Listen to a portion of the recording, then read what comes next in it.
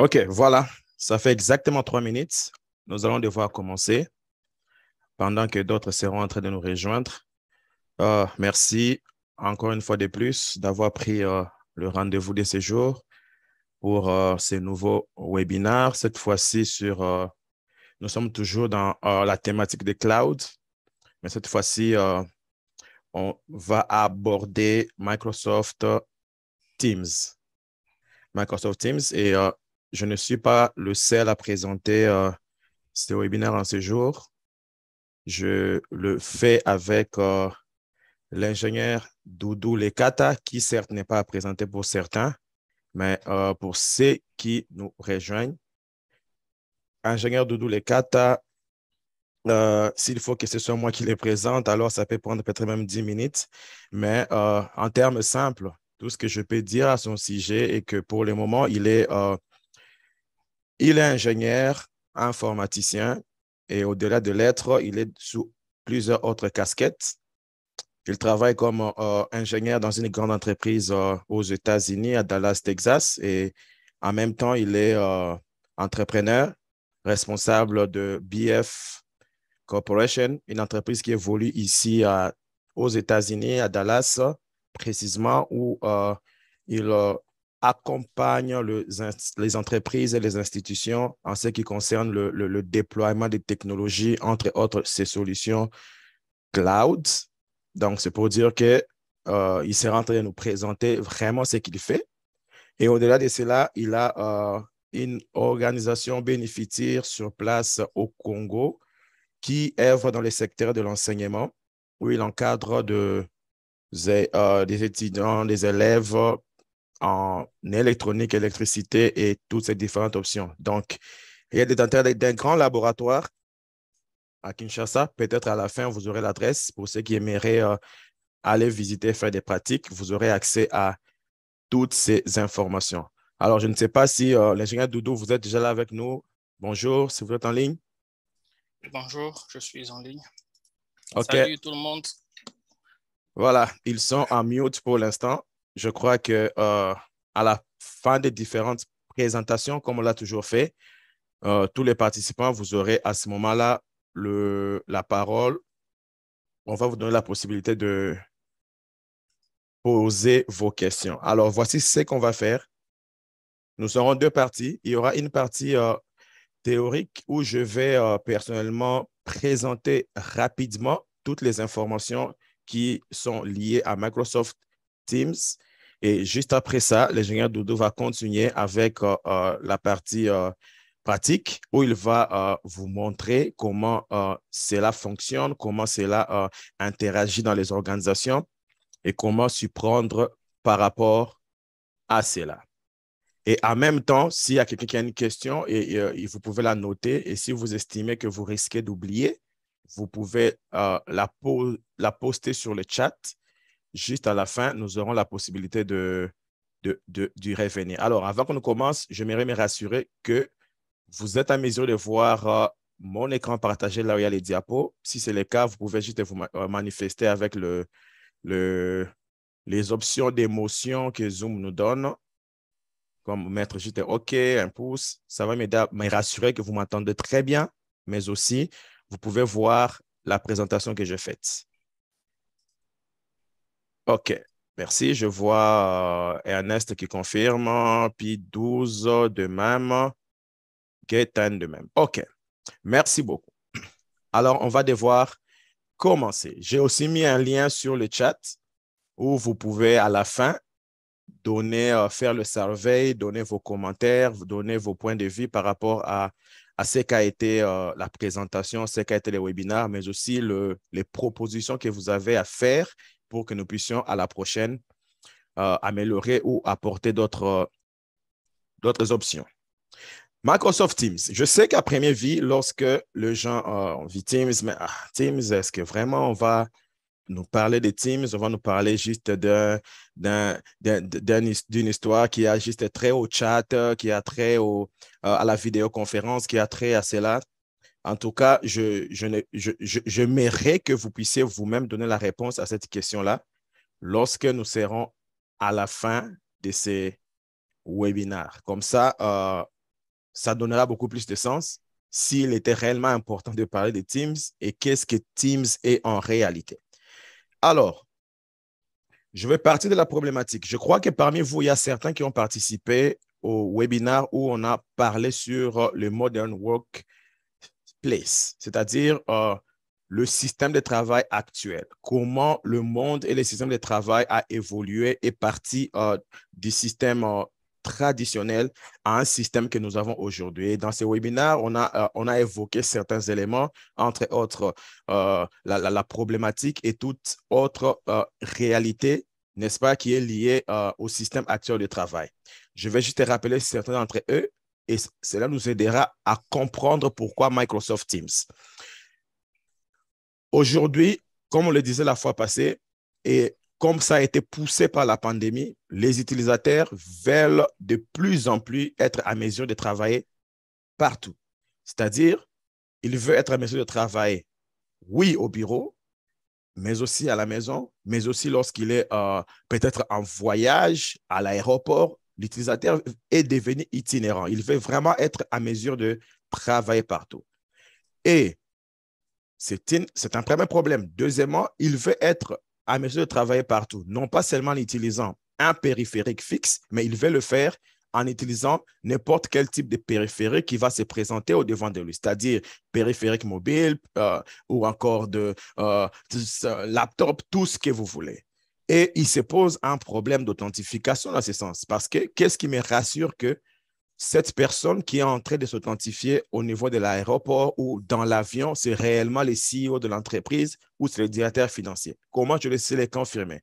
Si l'authentification provient dans l'entreprise, je sais me rassurer que non, cette personne, vraiment, c'est le directeur de l'entreprise qui est dans l'entreprise physiquement qui est en train de s'authentifier. Mais quand c'est en dehors, l'authentification devient un problème. Et au-delà de cela, il y a un problème de coût, un problème de la gestion même du matériel et les périphériques de plus qu'il faut ajouter. Ça a été une problématique évoquée en ce qui concerne le système de travail et les modes de travail actuels. Alors, on avait dit pour résoudre ces problèmes-là, c'est là que le Modern Workspace était venu, où on donne la possibilité de travailler n'importe quelle localisation, c'est-à-dire n'importe où, utiliser n'importe quel périphérique et permettre une forte collaboration entre employés malgré la distance, parce que comme nous le savons, la force du travail ou le résultat d'un travail revient aussi lorsque les équipes sont soudées, lorsque les équipes ont la capacité de travailler ensemble. Et c'est ainsi que lorsqu'on est physiquement à un endroit dans l'entreprise, c'est beaucoup plus facile de créer la cohésion. Mais lorsque vous travaillez à distance, parfois avec des gens que vous n'avez jamais vus physiquement, ça pose un problème. Et alors, le Modern Workspace résout cela en permettant cette forte collaboration entre les employés malgré la distance, mais aussi en résolvant les questions liées à la sécurité. Au-delà de cela, il vous donne des options qui vous permettent d'accroître la productivité des employés. Je travaille à la maison, oui, mais je dois donner le même résultat, voire même plus que ce que je donnerais si je travaillais physiquement en entreprise. Et c'est ce que les Modern Workspace nous permet d'avoir. Alors, pourquoi on parle de Microsoft Teams? Parce que avec toutes ces problématiques des Modern Workspace, tout ce qu'ils apportent comme solution, il s'est avéré que Microsoft Teams soit une solution qui répond à toutes ces exigences-là. Et juste à partir de la pandémie, Microsoft, en tant qu'entreprise, a eu à mettre en place plusieurs applications. Mais l'application qui a l'une des applications qui a connu une croissance exponentielle, c'est justement Microsoft Teams. Parce qu'il a été conçu de sorte qu'il réponde et qu'il résolve les questions qui sont liées au Modern Workspace. C'est-à-dire qu'il facilite le travail dans le système actuel du travail. Alors, qu'est-ce que Microsoft Teams? Parlant déjà comme ça, quand chaque fois que je suis en train de parler de Microsoft Teams, ne le voyez pas comme, pour ceux qui l'ont déjà utilisé, comme cet outil qui vous permet de faire le chat, cet outil qui vous permet de faire les appels vidéo, de live, comme c'est qu'on est en train de faire maintenant sur Zoom.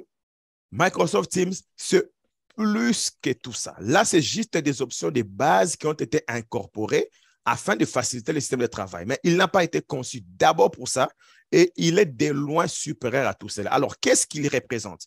Microsoft Teams, c'est un hub, c'est-à-dire une association mise ensemble de plusieurs solutions, plusieurs technologies cloud qui sont mises ensemble et qui travaillent en collaboration afin de permettre aux équipes de travailler n'importe où en respectant les règles et les conditions que le Modern Workspace nous impose.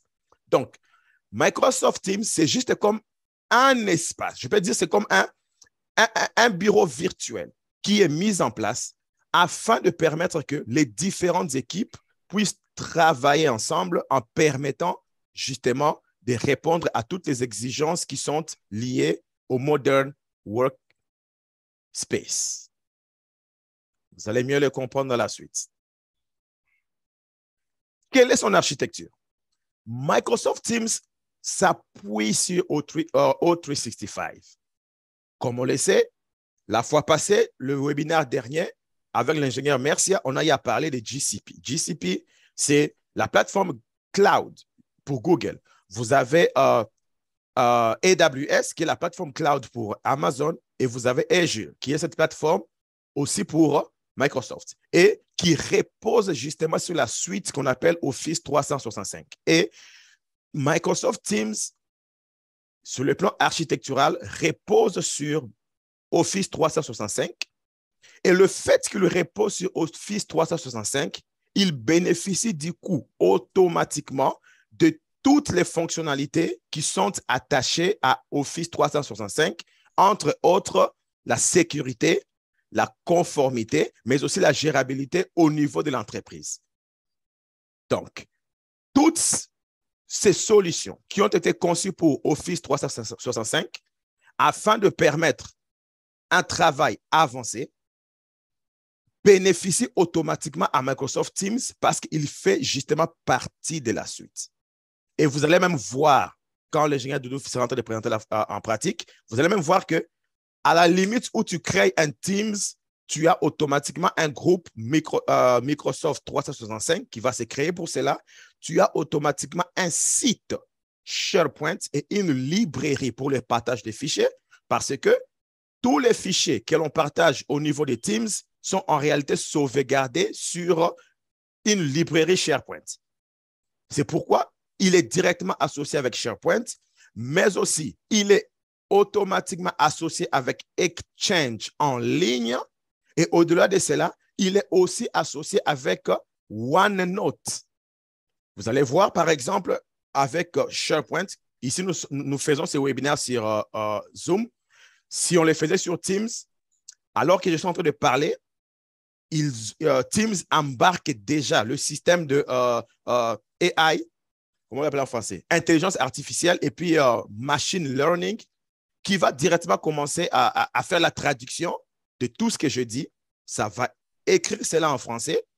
Et dès que je finis de parler, à la fin de la réunion, il met toutes ces notes-là sur OneNote, qui est aussi sauvegardé sur le cloud. Ainsi donc, tous les participants n'ont pas besoin d'écrire les notes. Vous avez automatiquement les notes provenant de la réunion. Donc, c'est pourquoi il est directement associé à OneNote. Et au-delà de cela, vous allez le voir, Microsoft Teams est associé à Power BI, à Planner, à Yammer, qui sont des solutions cloud Microsoft qui travaillent ensemble avec Microsoft Teams afin d'atteindre les objectifs qui sont liés au Modern Workspace. Alors, quelle est sa structure? Vous avez les Teams lui-même. Les Teams, en français, on va traduire par équipe. C'est juste un groupe de personnes et de contenus et d'outils qui sont autour des différents projets. Dans l'ancienne façon de travailler en entreprise, qu'est-ce que les gens faisaient? En termes de partage de fichiers, par exemple, les gens vont aller avec les dossiers partagés. Vous avez un dossier partagé. Vous partagez un dossier, par exemple, vous appelez finance, où vous appliquez les règles d'accès juste par rapport à tous les agents des départements de finances. Ils ont accès à cela. C'était la cinquième façon de faire. Et avec les Modern Workspace, on y va avec les teams. Les teams, c'est, voyez ça comme la logique des dossiers partagés. OK? Voyez ça comme la logique des dossiers partagés. Maintenant, c'est ça le Teams. Donc, un groupe comme ça qui va réunir les personnes par rapport à un projet ou à des raisons spécifiques que vous avez par rapport à l'entreprise. Et il y a deux façons de créer les teams. Vous pouvez avoir un team, c'est-à-dire une équipe privée, c'est-à-dire juste pour les utilisateurs que vous avez invités. Mais au-delà de cela, vous pouvez aussi avoir un team public qui est ouvert à n'importe qui au sein de l'organisation. Même certaines personnes qui sont externes à l'organisation peuvent intégrer. Donc, quand vous travaillez avec Microsoft Teams, vous entendez beaucoup parler de l'expression Teams. Teams, c'est-à-dire, voyez ça comme un groupe. Avec l'ancienne façon de faire l'IT, c'est comme un groupe. Maintenant, outre les Teams, la structure a des channels. OK? Le channel, c'est dans un team, c'est-à-dire dans un groupe, vous créez des...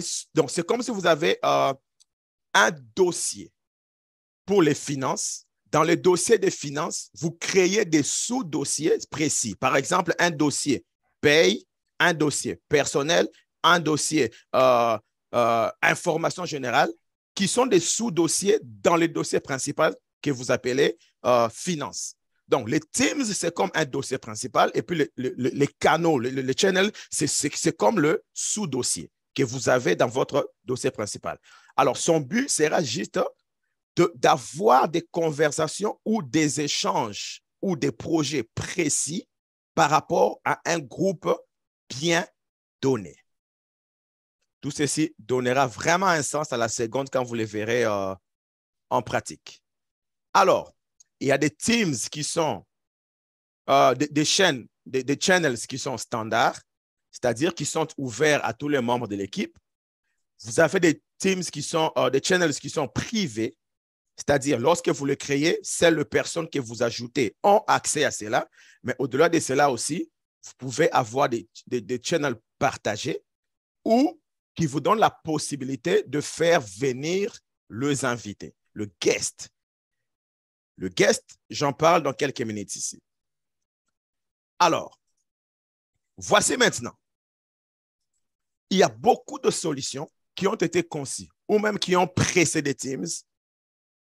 Vous me parlerez de Zoom, vous me parlerez de Skype que vous avez connu à l'époque, qui a été d'ailleurs justement englobé par Teams.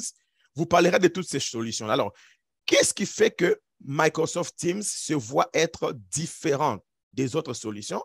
Et qu'est-ce qui fait que Microsoft Teams aujourd'hui soit la solution qui répond au Modern Workspace? Voici quelques différences que vous allez voir que Microsoft Teams présente par rapport à toutes les autres solutions. Premièrement, il permet de travailler sur une seule plateforme, quel que soit l'appareil ou le système d'exploitation. C'est-à-dire que Microsoft Teams, il a été conçu pour fonctionner et vous donner toutes les fonctionnalités possibles qu'on va évoquer ici. En même temps, sur le périphérique mobile, c'est-à-dire votre iOS, votre Android, votre Windows device, il va les supporter, mais aussi avec le web app. Donc, vous pouvez ne pas installer l'application, mais vous pouvez vous y connecter à partir du navigateur et il supporte plusieurs navigateurs, entre autres Chrome, Firefox, Internet Explorer 11, qui est déjà mis aussi de côté au profit justement de Edge. Mais jusque-là, il est toujours supporté par Teams. Vous avez Safari et les autres. Et à part cela, vous avez les desktop apps, c'est-à-dire l'application cliente que vous pouvez maintenant installer dans la machine et dans le système. Quels sont les deuxièmes avantages qu'il vous propose? Microsoft Teams, contrairement à plusieurs solutions qui font par exemple le chat, Microsoft Teams aujourd'hui embarque un système de téléphonie pas différent de Zoom, pas différent de toutes les solutions de téléphonie que vous connaissez. Microsoft Teams, au-delà d'être juste une application cloud qui donne toutes ces fonctionnalités qu'on continue d'évoquer ici, il est aussi une solution de téléphonie. Vous serez d'accord avec moi que dans un bureau traditionnel, qui malheureusement pour certains cas est toujours utilisé aujourd'hui, vous allez trouver un ordinateur, la personne a besoin d'email, peut-être d'un outil de chat, mais aussi d'un téléphone fixe de l'entreprise pour la communication. Ça, c'était par défaut. Alors, il s'est avéré que plus les solutions des messageries instantanées commençaient à prendre de la place, les gens ont estimé qu'il était mieux de communiquer rapidement sur la messagerie instantanée et de réserver les emails juste pour un certain nombre de cas d'information, mais beaucoup plus aussi de faire les appels. Alors, au lieu d'avoir l'application de messagerie instantanée d'un côté, les téléphones VoIP de l'autre côté, Teams résout cela en vous proposant juste une application qui fait tout ce qu'on va évoquer ici et qui fait votre messagerie et votre communication téléphonique. Qu'est-ce que je veux dire par là? En disant que Teams est un système téléphonique, pour ceux qui sont par exemple au Congo, je suis en train de dire qu'avec mon Teams, je peux appeler ton Vodacom, je peux appeler ton Airtel. Et toi aussi, avec ton Airtel, tu peux appeler mon Microsoft Teams. Pourquoi? Parce que, étant un système de téléphonie, il y a la possibilité de connecter Teams. Microsoft se voit directement être aujourd'hui provider VoIP. Il y a la possibilité d'avoir des routing numbers, c'est-à-dire des numéros qui vont permettre à ce qu'il y ait des appels sortants, mais aussi de recevoir une liste de numéros de téléphone que vous pouvez attribuer à vos employés d'entreprise. Il a un compte Teams, il a aussi un numéro de téléphone qui lui est attribué. Et regardez quelques options que le système de téléphonie Teams offre, à part le fait d'être un système comme ça, à part le fait de faire le réunion online comme vous le connaissez, comme ce qu'on fait maintenant sur Zoom, comme le live event que Teams fait aussi. Et vous donne la possibilité de faire les conference room. À part les conference room, vous avez la possibilité de faire le auto-attendant.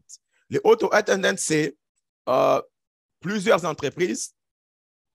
Lorsque vous appelez les numéros de l'entreprise, vous ne tombez pas directement sur une personne. Vous allez voir, par exemple, quand tu appelles les numéros, il vous dit « Merci d'avoir appelé Benefitier Corporation », par exemple. Et puis, il vous dit « Pour avoir les informations sur l'entreprise, appuyez 1. Pour parler avec un opérateur, appuyez 0. Si tu veux parler avec telle personne, appuie tel numéro. » C'est ce qu'on appelle auto-attendant. Et Teams le fait.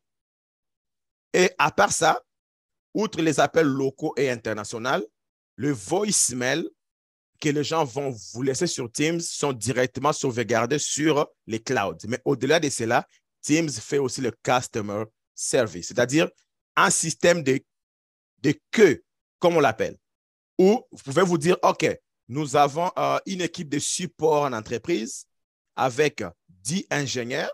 Vous prenez les 10 ingénieurs, vous les mettez dans la queue, de sorte que si quelqu'un a un problème, il appelle ces numéros-là, automatiquement, l'ingénieur disponible prendra l'appel. Et après, si un autre appel vient, l'ingénieur suivant prendra l'appel, ainsi de suite. Donc, Teams embarque cette option-là aussi de créer des queues afin d'embarquer, de recevoir les appels des utilisateurs. Alors, troisièmement, vous allez voir même en pratique, il permet cette option que plusieurs autres applications font aussi, mais Teams les permet aussi. Un système de travail en équipe sur un même projet, c'est-à-dire nous sommes en train de travailler ensemble pour mettre en place un cahier de charges ou encore un document pour notre équipe, par exemple le département IT. Dans notre channel IT, on peut juste ouvrir un document Word ou Excel.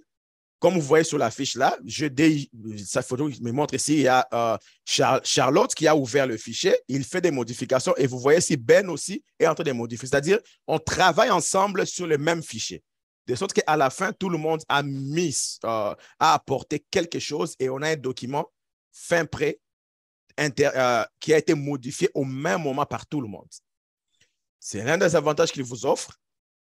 Quatrièmement, Teams permet la gestion des applications. Et c'est là que Teams a eu cet avantage et est devenu l'outil pour la gestion de l'entreprise, est devenu l'outil, le point de rencontre des employés d'une entreprise afin de faire leur travail. Parce que Teams est conçu pour faire la gestion des applications. Et vous allez les voir en pratique.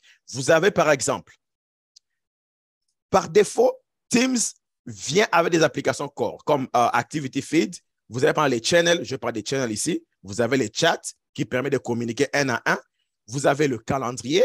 Et comme Teams, dans sa structure, est connecté à Exchange Online, le calendrier qui sont créés sur Exchange ou Teams sont automatiquement synchronisés. Donc, vous avez un calendrier partagé et synchronisé entre Teams et Exchange Online. Et puis, vous avez l'option Call pour faire les appels, comme je dis, appeler ou téléphoner le provider externe comme Vodacom, comme Airtel, comme Orange, tout ce que vous voulez. À part ce type d'application, Teams incorpore les applications Microsoft comme Task, l'ingénieur Doudou vous le montrera, comme Praise. Praise, par exemple, c'est quoi? Vous savez, en entreprise, il y a des gens qui aiment les compliments, en fait. Il a fait un bon travail. Disons, par exemple, je suis financier de l'entreprise, j'ai un problème avec mon PC, l'IT intervient et fixe. J'aime bien comment l'IT Blaise Lobessa fixe les problèmes. Alors, qu'est-ce que je fais? Je peux, après des Teams, aller sur Praise, c'est-à-dire louer le travail de Blaise Lobessa afin de lui donner un peu de visibilité dans l'entreprise qu'on voit qu'il est en train de faire du bon boulot. Donc, ce sont les options qui sont embarquées. Vous avez Approvals.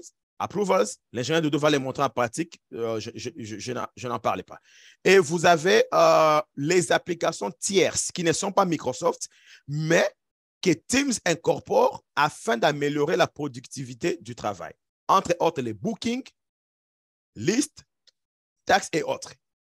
Enfin, vous avez les custom applications, c'est-à-dire le fait que Teams, aujourd'hui, l'entreprise, les gens, ils ont juste besoin d'avoir Teams ouvert sur leur PC, leur téléphone pour faire tout le boulot de l'entreprise. Et parce qu'ils ont tout là-bas, au fait. Maintenant, il est possible que les développeurs de l'entreprise puissent embarquer dans Teams les applications métiers, comme vous appelez les ERP. Il est possible que ces ERP-là soient embarqués et incorporés dans Teams, de sorte que même les données de ce que vous serez en train de faire seront automatiquement aussi sauvegardées sur le cloud, mais aussi l'audit de ces applications-là. Donc, un des grands avantages aussi de Teams, c'est ça. Je suis en train de cheater pour qu'on aille en pratique. OK. Cinquième avantage, la sécurité. Comme on l'a dit, dans le Modern Workspace, la question liée à la sécurité et conformité, c'est une question importante qui pose beaucoup de problèmes. Teams vous donne toutes les solutions d'authentification que O365 avec Azure vous offre. Entre autres, les Cloud Identity.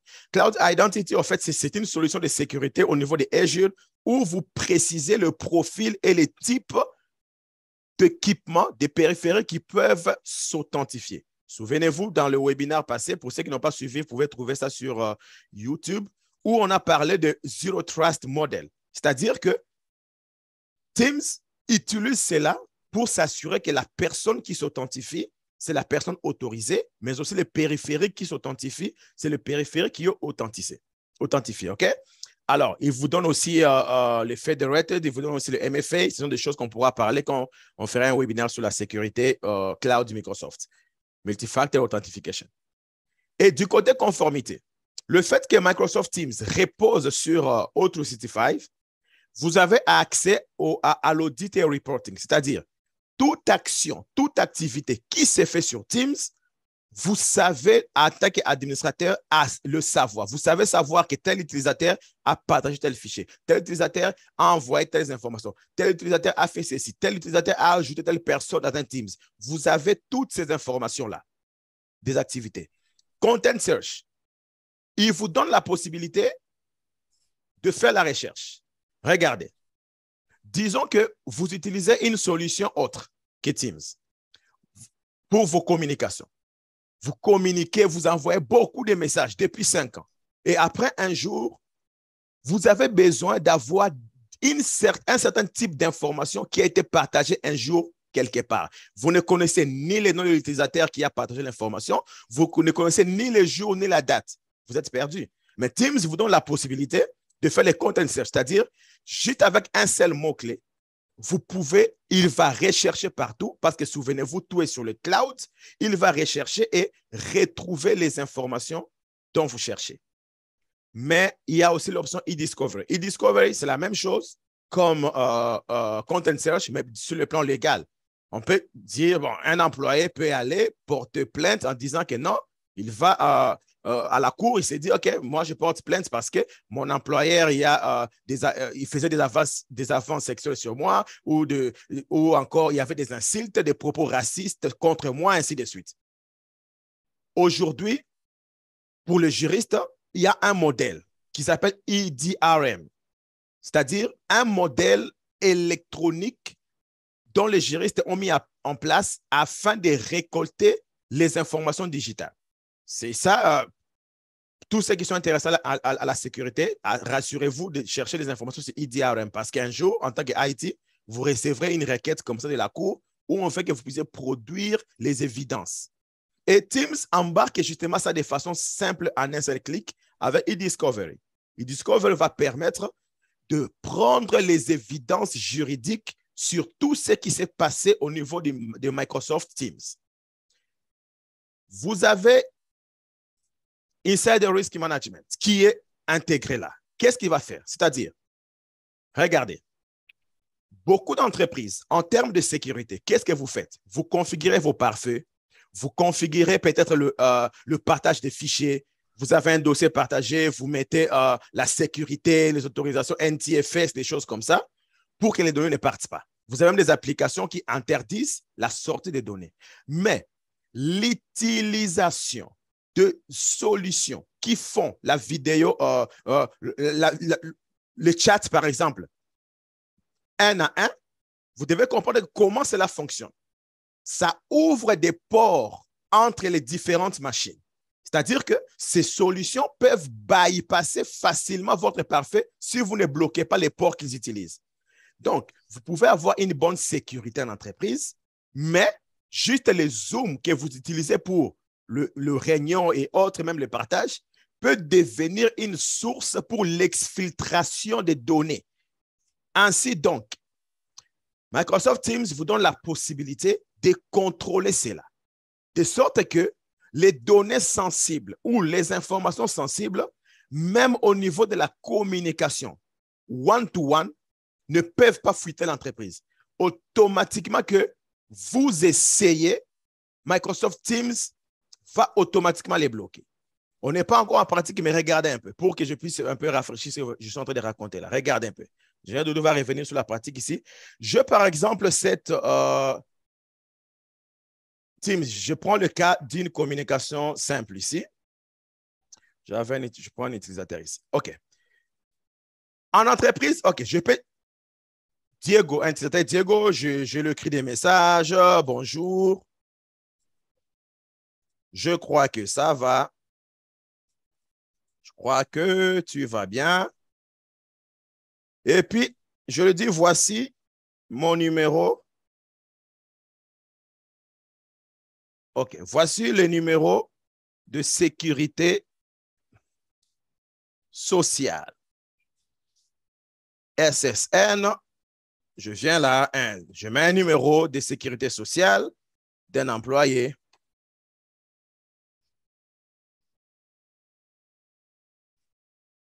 Que j'envoie, informez-moi. Regardez, si vous remarquez bien, vous allez voir que hello, bonjour, je crois que tu vas bien. Et puis ici, il dit quoi? This message was blocked. Pourquoi ce message a été bloqué? Parce que j'ai configuré une règle qui interdit à toute personne d'envoyer les numéros d'identité des personnes. Je pouvais aussi créer une liste des mots. Si, par exemple, je suis dans une entreprise qui gère les finances, je peux me dire, bon, dans mon entreprise, les mots-clés, c'est Bongo, Ndimbu, Makuta, tout ça. Je mets une règle. Personne ne va envoyer des informations comme ça dehors, même si c'est un fichier. Dès que tu envoies, tu auras ça. Et dès que le client est bloqué comme ça, l'administrateur peut être notifié pour dire que non, tel employé au nom de Alex a essayé de partager des informations secrètes de l'entreprise. OK? Alors, vous voyez que Teams vous donne cette possibilité et il empêche justement l'exfiltration des données. Même si vous les embarquez dans une image, il y a l'outil OCR, Optical Character Recognized, qui va empêcher, il va aller lire tout ce qu'il y a dans l'image et il va empêcher que ça sorte. Ainsi, je déborde à mon temps. Et la Communication Compliance ici, vous allez voir dans de pays comme le Canada, par exemple, il y a vraiment une loi qui interdit les propos racisme et tout ça dans l'entreprise, même les communications simples comme ça. C'est interdit. Ou dans votre entreprise, vous pouvez vous dire, je prends par exemple si je suis dans une institution comme qui traite des élections, je sais que tout ce qui a trait aux élections, c'est sensible. Même les employés ne doivent pas parler aux choses qui sont politiques entre eux. Teams va me les surveiller sans problème avec ce qu'on appelle Communication Compliance, c'est-à-dire aussi longtemps que quelqu'un commence des conversations, même audio, parce que souvenez-vous, je disais qu'il y a l'intelligence artificielle et le machine learning qui est là, qui sait traduire les mots de personnes dans plusieurs langues. Aussi longtemps que les gens commencent des conversations, écrites ou audio, qui ont trait à ce que je ne veux pas, ça va directement notifier. Telle personne a dit ceci, a dit cela, telle personne a fait ceci, a fait cela. Et tout cela sera bloqué. Donc là, c'était l'aspect conformité et sécurité. L'ingénieur Doudou vous parlera de ce terme, les owners, le teams member et le guest. Les owners, c'est la personne qui a créé les groupes, qui a créé les teams. C'est lui qu'on appelle owners. Il est responsable de l'équipe et du groupe qu'il est en train de gérer. Ensuite, vous avez le team member, qui sont les personnes qui ont été invitées à joindre les groupes. Et enfin, vous avez le guest ou l'invité. Parce que qui est considéré invité?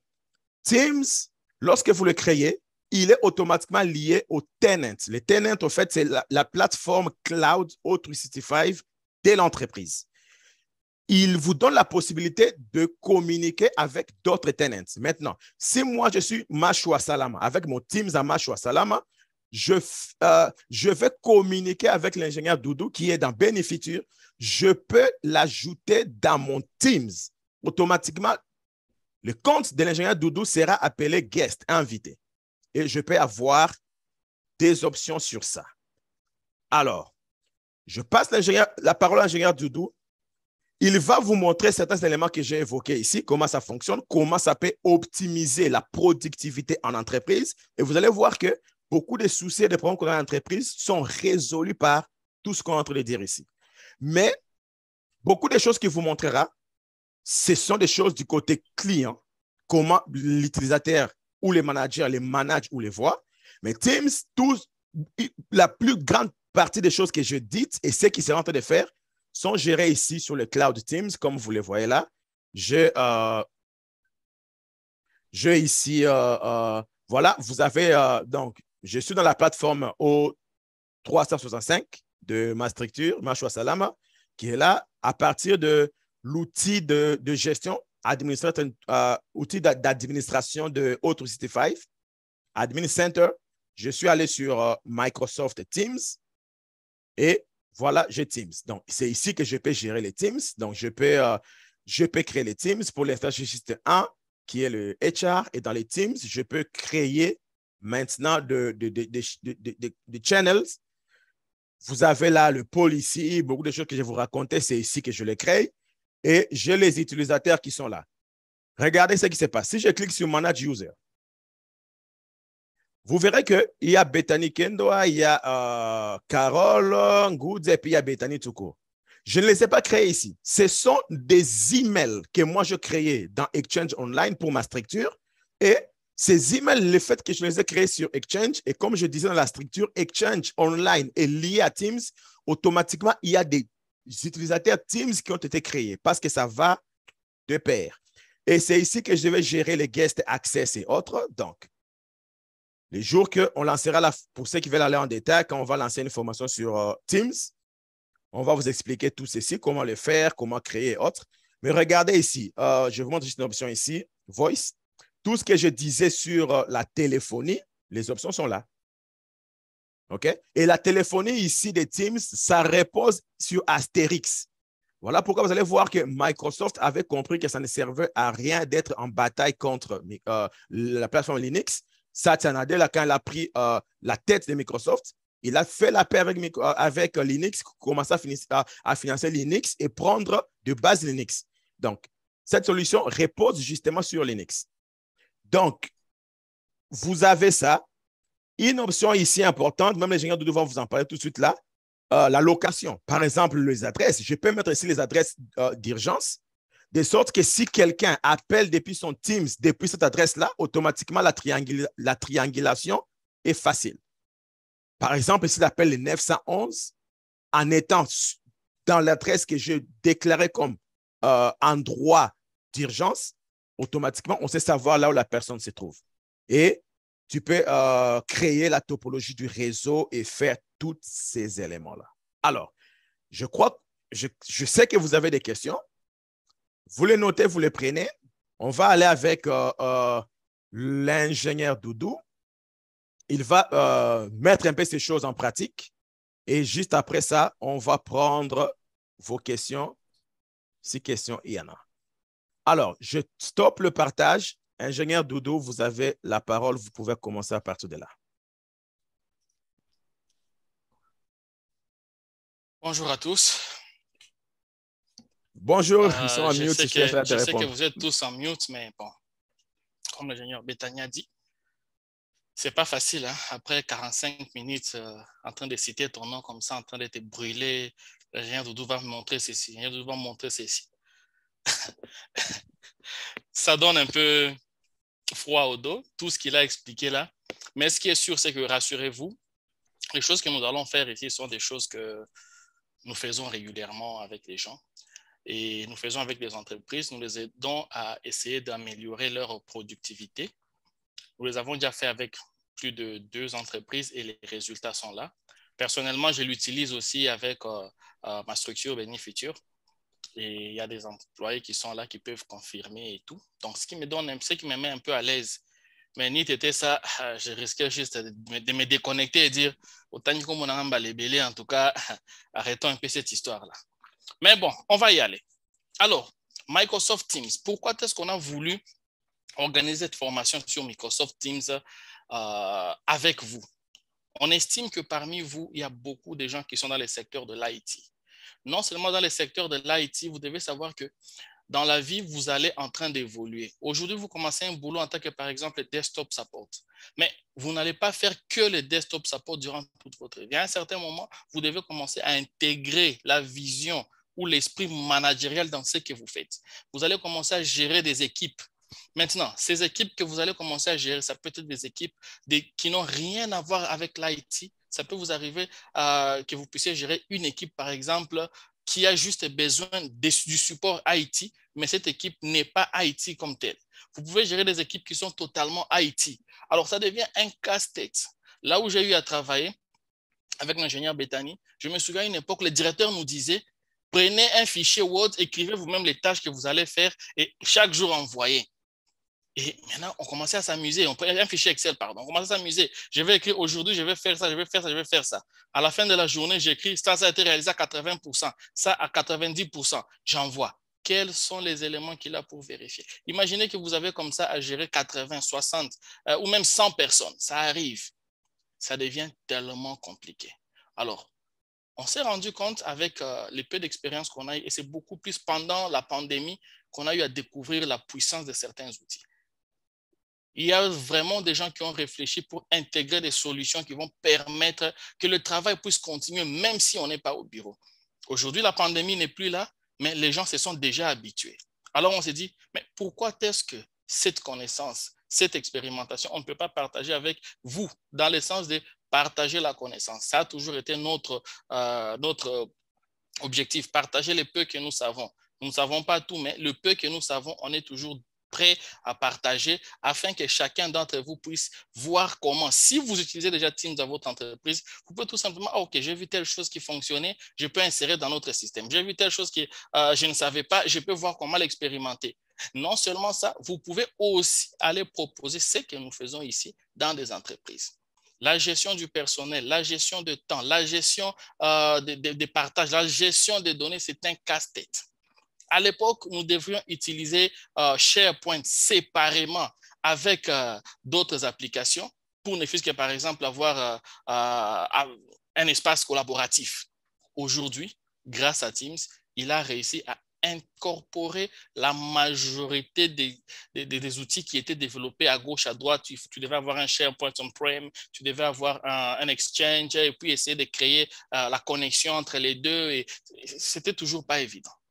Alors, la facilité avec laquelle nous avons commencé à utiliser Microsoft Teams, comment il intègre tous ces outils-là, ça nous a poussé à dire non, cette connaissance, essayons de la partager avec vous. Et vous allez voir chacun à son niveau comment l'intégrer. Si pas l'intégrer, vous pouvez proposer ces services et nous, on est là, on est prêt pour vous assister. Que ce soit une démonstration, que ce soit présenter ça devant votre chef ou que ce soit implémenter la solution. Alors, je vais y aller vraiment un peu mollo. Je sais que le séminaire avait été prévu, je ne sais pas, pour 1 heure ou... C'était 1 heure, Bethany? Oui, normalement, on va légèrement au-delà d'1 heure, mais OK. Vas-y, tu vas Alors, présenter. Oui, lui-même, il a déjà pris 50 minutes. Non, j'ai pris 40 minutes. On va prendre dans les 40 minutes là, les autres Pumbanga Mabe. Alors bon, c'est pas grave. Je vais vous présenter un peu les synopsis rapidement de ce que nous allons faire et j'espère que vous allez apprendre quelque chose. Et après, je vais vous présenter. J'utilise un système qu'on appelle des case scenarios, c'est-à-dire on dit utilisons un scénario où dans l'entreprise il y a ceci, il y a ceci, il y a ceci, comment on peut faire pour gérer et ensemble il y a des solutions que j'ai déjà préconçues pour vous. Vous allez voir comment ça fonctionne et on peut toujours développer le débat même après. Alors je vais partager mon écran très rapidement pour vous donner un bref aperçu de tout ce que nous allons faire, pour vous donner un peu l'image de ce que nous allons faire. Alors au début je vais parler d'abord de Microsoft Azure. Je vais parler de Microsoft Azure dans quel sens? Je vais parler de Microsoft Azure pour que vous puissiez comprendre un peu l'architecture de Teams. On a parlé de Teams ici, on a dit que Teams est un très bel outil, mais Teams doit s'installer quelque part. Teams doit fonctionner sur une plateforme. Et dans notre cas ici, c'est Microsoft Azure. Maintenant, Teams, à lui tout seul, n'est pas une application. À lui tout seul,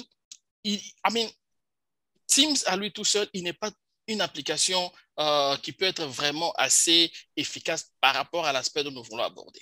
Teams fait partie d'une suite d'outils qui est dans O365. Ce qui fait que quand je vais vous parler de Azure, je vais vous parler de O365, je vais vous parler maintenant de différents outils nécessaires que O365 intègre et à la fin, je vais vous montrer comment est-ce que Teams nous facilite la tâche en collaborant avec tous ces outils de manière instantanée ou soit avec des règles que nous allons utiliser grâce à Power Automate. Il y a sûrement peut-être certaines personnes qui ont déjà entendu parler de ça. Donc, aujourd'hui, cette formation sur Teams, ces webinaires sur Teams ne va pas être sur les appels. Bon, bien sûr, on va donner quelques astuces et si vous voulez, à la fin, peut-être si on a le temps, on peut montrer. Mais on suppose que les appels, c'est quelque chose qui est déjà un peu connu par vous et tout. On va carrément l'utiliser dans un environnement professionnel et on va évoluer. Donc, il y a O365, on va parler de SharePoint. On va juste survoler SharePoint. On va survoler OneDrive, Exchange et Power Automate. Après ça, nous allons voir la connexion avec Task, avec List, avec Planner, Yammer, Schedule, OneNote et puis Milestone. Après ça, nous allons parler de Azure, les licences, audits, les audits de login. Comme l'ingénieur Bethany vous avez dit, je peux auditer pour savoir qu'une personne s'est connectée. Non seulement ça. Plusieurs fois, quand on était ensemble avec lui chez Fulcrum, on a eu des attaques. On a eu vraiment des attaques. Quelqu'un a attaqué le réseau. En tout cas, on a eu ces attaques plusieurs fois. Et la première chose qu'on fait, la toute première chose qu'on fait, on va chez Azure, on essaie de voir, OK, ça a été attaqué. L'attaque est venue d'où? Quel est le compte qu'ils ont utilisé pour accéder dans le système? Ce compte-là a été activé à partir d'où? On peut géolocaliser là où l'attaque est venue, même si on ne saura pas exactement la personne. Mais les premiers réflexes de l'attaque, c'est d'abord ça. Tu vas sur Azure, tu bloques d'abord l'attaquant, tu empêches qu'il puisse accéder. Et puis maintenant, tu commences à circonscrire. OK, il a attaqué à partir de ça. Il y a maintenant d'autres outils qu'on va utiliser pour essayer de voir quel était son identifiant, comment il est entré. Et on peut même arriver jusqu'à arriver exactement là où l'attaque était venue, appeler la police et tout. Bien qu'on n'ait pas arrivé à ces niveaux parce que les attaques étaient souvent mineures, et faire intervenir la police, ça coûte un peu beaucoup plus que carrément de juste bloquer et voir les brèches. Et souvent, quand ils attaquent comme ça, ils créent des règles et ces règles de salaire ouvrent les accès dans votre système. Bref, je ne vais pas vous garder longtemps pendant ces temps. Après ça, nous allons parler de OneDrive et on va parler de différentes applications qui peuvent interagir avec Teams. Le goût ici, c'est de vous montrer que il y a beaucoup d'applications qui peuvent être intégrées dans Teams. Des applications qui sont propriétaires et des applications qui sont aussi propriétaires à Microsoft et des applications tierces. Donc, la bonne nouvelle, c'est que même toi, aujourd'hui, tu peux créer une application, tu la proposes à Microsoft, Microsoft regarde, il dit, oui, que ça va, je l'ajoute dans ma bibliothèque Teams. Une personne qui est habituée à ton application, tu peux leur dire, non, j'ai créé un plugin, on les appelle les plugins, qui va commencer à fonctionner ça dans Teams parce que Teams est en train d'avoir le lead dans ce domaine. On va aussi parler de ça. Et puis, nous allons parler de l'intégration avec Shift. Shift, c'est l'application qui nous permet de gérer les présences. Tu peux savoir quand est-ce que telle personne est arrivée au travail. Il a travaillé de telle heure à telle heure. Il a clock in, il a clock out, il a pris son lunch.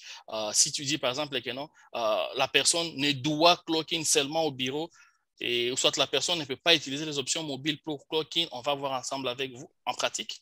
On va utiliser OneNote dans un environnement purement collaboratif où vous allez voir que lorsqu'un individu est en train de travailler, l'autre voit et ils sont en train de travailler ensemble sur un même document.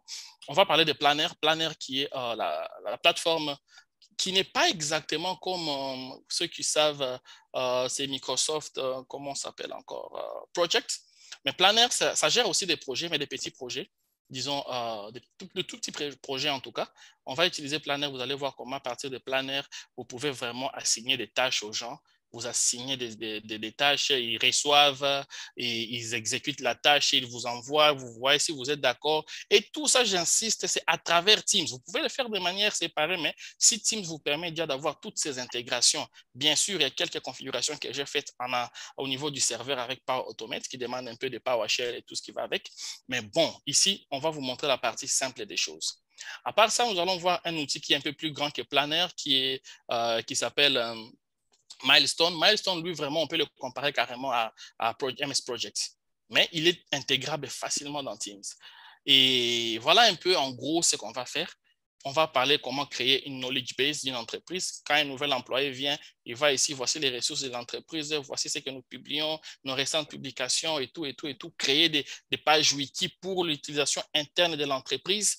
Et pour ceux qui travaillent dans le domaine IT, si vous êtes dans un environnement qui est organisé, vous devez savoir qu'il y a toujours ce qu'on appelle une base de connaissances, c'est-à-dire comment on résout tel problème. Voici, on a déjà expliqué. Comment on résout le problème, c'est déjà expliqué. Alors, avec Teams, on peut facilement gérer toutes ces histoires-là. Alors, si j'ai votre autorisation, je vais commencer carrément avec la présentation d'aujourd'hui. Premièrement, je vous ai dit que Teams évolue sur l'environnement Azure. OK? Alors, Teams évoluant sur Azure, j'ai choisi juste quelques éléments pour vous montrer afin que vous puissiez essayer de comprendre.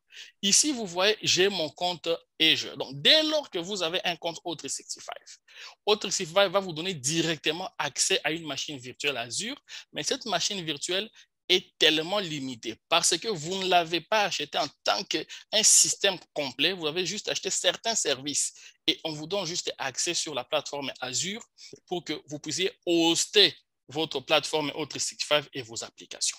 J'espère que si on s'est compris là, le but ici, c'était plus vous montrer un peu l'avantage parce que vous pouvez vous dire, mais bon, une application mobile, on se déplace et tout, on ne sait pas gérer les accès et tout. Alors, en tout cas, détrompez-vous. Teams intègre des outils. En fait, il bénéficie de toute la sécurité que Microsoft Azure a. Par exemple, ici, je vous donne un exemple. Je suis en train d'auditer les logs durant les 24 heures. Qu'est-ce qui s'est passé dans mon environnement Azure? Vous voyez? Je peux voir, par exemple, une personne a tenté de se connecter ici et a échoué. Ça, c'est moi-même. Non, quand j'étais en train de créer ce compte et j'ai mal mis le mot de passe, vous voyez, directement, il m'a alerté. Ici, par exemple, vous voyez tout ce que j'ai fait comme activité quand j'ai créé un groupe, quand j'ai fait ceci. Il peut arriver que dans un environnement collaboratif, quelqu'un vient, il efface une donnée qui était importante pour l'entreprise. Ce n'est pas grave. On va venir ici, on va d'abord voir qui l'a fait. Et puis maintenant, on demande pourquoi tu l'as fait et on va avec des investigations. Donc, vous voyez un peu, sur l'aspect sécurité, vraiment, rassurez-vous. Et ici, c'est l'audit log. Je peux voir uniquement les sign-in logs. Okay. Quand je viens ici uniquement sur les sign log, je peux voir par exemple où est-ce que je me suis connecté. Vous voyez très bien, je me suis connecté ici, États-Unis, États-Unis, États-Unis, États-Unis. Je n'ai donc aucun problème. Donc, je peux me dire, OK, je suis en paix. Sinon, si quelqu'un a essayé de s'authentifier à partir d'une autre ville, je peux aussi dire que non, qu'une personne qui est en dehors des États-Unis ne puisse pas se connecter. Et cette personne ne va pas se connecter. Alors, ici, vous voyez, je vais aller très rapidement en tout cas. Ici, c'est success not applied. Ici, si vous voyez, conditional access. Je n'ai pas appliqué les conditional access. Et puis, multi-factor authentification, j'ai désactivé ça. OK? Je crois que j'ai désactivé ça et on va voir comment il s'est connecté sans multi-factor authentification, MFA. Voilà. Et ici, déjà, je peux aussi activer. Donc, c'est pour juste vous montrer que sur l'aspect sécuritaire, vous n'avez pas à vous faire par rapport à Teams. Donc, je n'ai pas vraiment besoin d'aller un peu plus loin, voir les users. Donc, tous les users qui sont créés ou soit qui sont sur Teams sont directement ici, répliqués ici. Et je peux les voir. Voici mes users, voici les noms. Si je veux, voici les différents domaines et tout. Alors, je peux les gérer. Il y a des comptes que j'ai créés par invitation, ainsi de suite. Comme vous voyez là, ici, vous voyez, il y a Douglas.Tebungagi. Ça, c'est un compte externe. C'est que le Jean Bétani vous a dit que vous pouvez avoir une personne externe entrer dans votre réseau. Là, je vais voir, oh, OK, il y a eu quelqu'un qui est entré dans mon réseau. Il s'appelle Douglas, ainsi, external. Et puis, il a été invité par qui? Tout ça, je peux voir. Donc, sur l'aspect sécurité, d'abord, à part ce qu'il vous a dit, les e-discovery et tout, considérez déjà que là, c'est un petit problème. Maintenant, on va parler maintenant de Teams. Je vous ai dit que Teams est une application qui est en réalité juste, ça permet d'intégrer, hein, ça crée une interaction entre plusieurs autres applications qui, elles, maintenant, nous aident à aboutir avec nos tâches. Hormis les options, je dis bien, hormis les options, par exemple, des appels que je vais peut-être survoler, d'envoyer des messages et tout, Teams, comment est-ce que Teams est structuré? Teams a besoin d'un espace pour sauvegarder les données. L'espace pour sauvegarder les données est garanti grâce à cette application ici, Microsoft OneDrive. OneDrive, c'est juste comme un espace que Microsoft vous donne dans les clouds. Et je vous dis, à faible prix, vous pouvez déjà avoir assez peut-être à 1 Tera d'espace pour sauvegarder vos données. OneDrive, et vous allez vous rendre compte que tout ce que vous voyez ici, c'est ce qu'Ingénieur Bétani vous disait, ce sont des dossiers qui ont été créés dans Teams grâce à une automatisation. Ça s'est directement répliqué sur OneDrive et grâce à une autre automatisation, SharePoint a créé quoi? A créé des connexions et ça gère maintenant les différents accès. On va y arriver en pratique. Je sais que nombreux sont en train de dire mais bon, ne vous en faites pas. On va expérimenter tout ça ensemble. Alors ici, vous avez, je vous ai montré OneDrive. Ici, je vous montre maintenant SharePoint. Vous allez vous rendre compte d'une chose.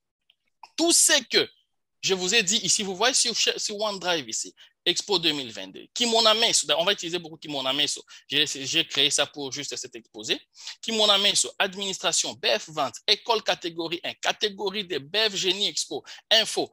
Quand vous venez sur SharePoint, vous voyez, ce sont des sites proprement dits ici. Hein? École en catégorie BF, Kimonameso, ce sont maintenant des sites. Pour ceux qui ont déjà eu à travailler avec SharePoint, ils savent c'est quoi un site. Mais je ne me suis pas cassé la tête. J'ai demandé seulement à Teams, dès que j'ai créé ça, réplique-moi et va me créer. Maintenant, quand vous voyez les sites, par exemple, si je viens sur BF Général, vous voyez, ça me donne tous les contenus qu'on a déjà eu à partager dedans. Ça me donne les dernières activités. Si je clique par exemple sur administration, dans mon SharePoint ici, vous voyez, ça me structure toutes les données qu'on a déjà eu à partager dans l'administration. Ça peut être, par exemple, la paye de janvier, la paye de février, la paye de mars et toutes ces histoires-là. Si seulement on a déjà eu à partager ça dans notre application Teams, c'est juste comme tu envoies un fichier. Sachez que Teams va venir, il va l'enregistrer. Mieux que ça, on peut utiliser Teams pour enregistrer, par exemple, les pièces jointes des emails. Ça devient souvent un problème parce qu'à un certain moment, si vous n'avez pas ce qu'on appelle la retention policy, qui vous permet, par exemple, de garder les emails ou quelque chose après un certain temps et puis les supprimer, votre espace de messagerie va aller en train de se remplir. Et quand c'est plein, il faut voir comment purge, c'est-à-dire, excusez-moi, je vais beaucoup plus utiliser les termes anglophones de temps en temps. Alors ici, vous avez une possibilité, au lieu que ça puisse aller remplir cet espace-là, vous pouvez commencer à garder ici. Et vous voyez, ça me donne aussi les différents emails que j'ai déjà eu envoyés, comment ça a été enregistré et tout. Tout ça, nous sommes d'abord sur SharePoint. Maintenant, comment est-ce que tout ça, ça arrive à fonctionner? Jean Béthany vous a dit que Teams fonctionne grâce à des groupes, grâce à des comptes. Maintenant, ces comptes-là et ces groupes-là sont plus sur, je vous montre ici, ça c'est l'interface d'administration de la plateforme O365 pour Benefiture.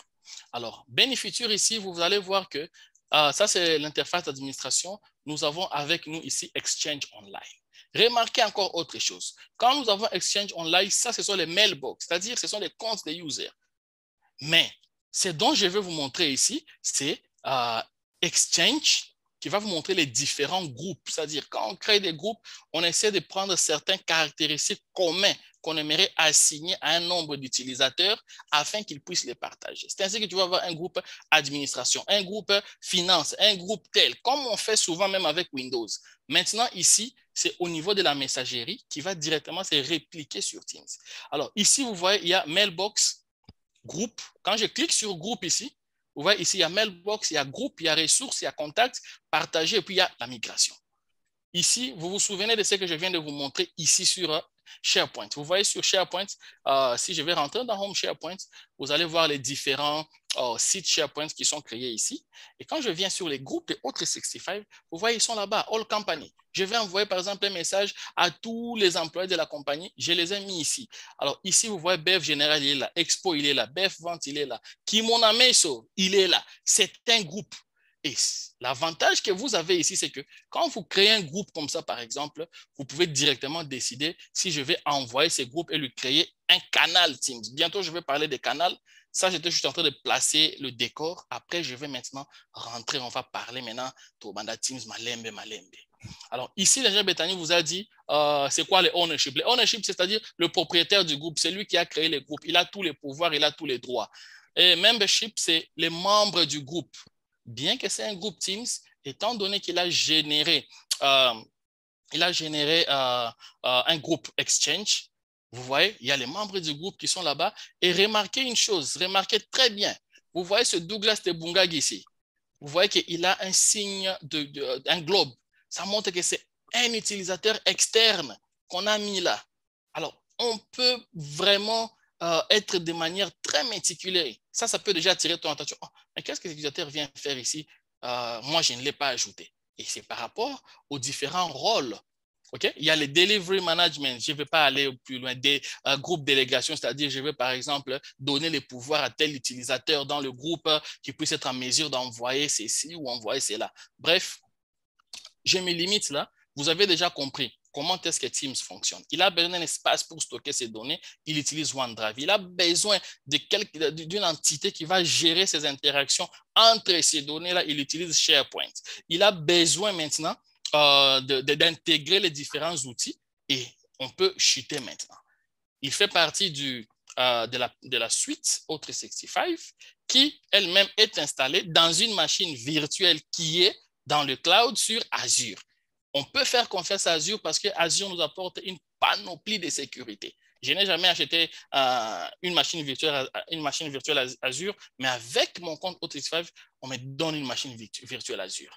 On va rentrer. Je ne vais pas parler de licence aujourd'hui et tout ça, c'est beaucoup de choses. Nous passons maintenant dans le clou du spectacle. Alors, malheureusement, vous êtes tous en mute, moyen que je vous entende réagir, ça sera un peu difficile. Alors, on va y aller. Excusez-moi, j'ai un dodo. Oui, alors, pendant que les gens dodo avancent, ceux qui ont des questions comme les autres, vous pouvez toujours les poser dans les chats. Je suis en train de répondre à certaines questions dans ce sens-là. Et je rappelle aussi que tout ce qu'on est en train de faire est enregistré. Déjà, demain, vous l'aurez sur la page YouTube de Mashwa Salama et des bénéficiaires. Merci. Vous pouvez continuer. Alors, j'aime bien quand je suis en train de parler de ces histoires-là, que vous puissiez essayer d'être un peu réactif. C'est-à-dire, quand on parle de quelque chose, mettez des emojis, même si vous ne parlez pas, vous mettez des émoticônes. Ça me permet de savoir que je suis avec vous. Parce que avec cette histoire des webinaires et tout, des fois, quelqu'un va juste laisser son téléphone, il va s'asseoir et tu es en train de faire le prêcheur. Alors, si vous êtes avec moi, essayez de commencer à mettre des petits emojis et tout. Alors, nous allons commencer avec Teams. Il y a l'option chat d'abord que tout le monde connaît ici. L'option chat, ça nous permet de chatter avec des utilisateurs de notre structure et ça nous permet de chatter avec des utilisateurs qui sont dans une autre structure. Ici, je n'ai pas vraiment grand-chose à dire, mais je vais vous présenter un peu la structure dans laquelle nous allons travailler. J'ai avec moi 3 comptes. Je vais rentrer dans autre Sixify pour que vous puissiez voir ça. J'ai avec moi 3 comptes. Les 3 comptes-là sont de manière suivante. Il y a un compte qui s'appelle Arnold Veledi. OK? Ce compte-là, il va nous permettre de se connecter sur un team, c'est-à-dire on fait une équipe. Il y a Arnold Veledi, nous avons Mwamba Ngoi, nous avons Doudou Lekata. On considère les 3 là comme membres d'une même équipe et nous allons maintenant partir sur base de ça. Dans notre logique, Arnold Veledi est connecté sur, je vais voir, il est connecté sur un ordinateur. OK? Arnold Veledi est connecté sur un ordinateur et... OK. Je vais minimiser ça. Attendez.